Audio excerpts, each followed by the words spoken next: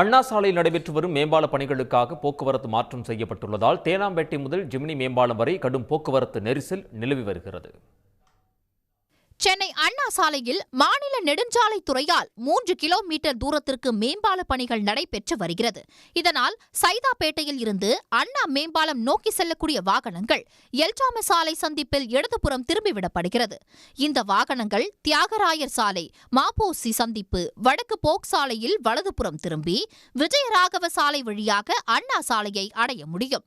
இதேபோல் அண்ணா சாலையில் இருந்து தியாகராயர் நகர் நோக்கி செல்லும் வாகனங்கள் அண்ணா சாலை, எல்டாமஸ் சாலை சந்திப்பில் வலதுபுறம் திரும்பி இலக்கை அடையலாம்.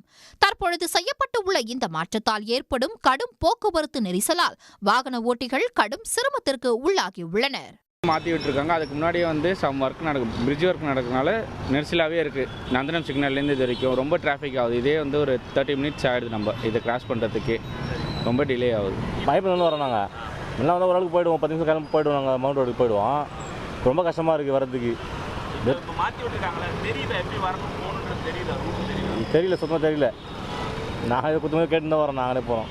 மேலும் தியாகராயர் நகரில் இருந்து அண்ணா சாலை நோக்கி செல்ல விரும்பும் வாகனங்கள் தியாகராயர் சாலையில் உள்ள மாப்போசி சந்திப்பில் இடதுபுறம் திரும்பி வடக்கு போக் சாலை, விஜயராகவா சாலை வழியாக சென்று அண்ணா சாலைக்கு வரலாம் என கூறப்பட்டுள்ளது. போக்குவரத்து மாற்றால் பலர் சிரமங்களை சந்தித்தாலும் வருங்கால தேவைக்கு அவசியம் என கருதி சிலர் வரவேற்றுள்ளனர். ரொம்ப பாராட்டக்கூடிய விஷயத்துல நல்லா பண்ணிட்டு இருக்காங்க. ரொம்ப கரெக்டான டைவர்ஷன் தான்.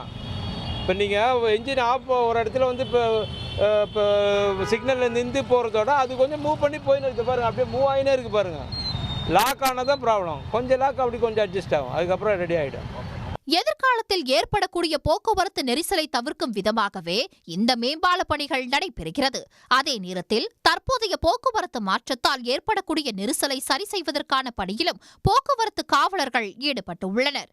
சன் நியூஸ் செய்திகளுக்காக ஒளிப்பதிவாளர் ஐயப்பனுடன் செய்தியாளர் அன்பு செல்வன். உடனுக்குடன் செய்திகளை தெரிந்து கொள்ள சன் நியூஸ் பெல் ஐகானை கிளிக் பண்ணுங்க.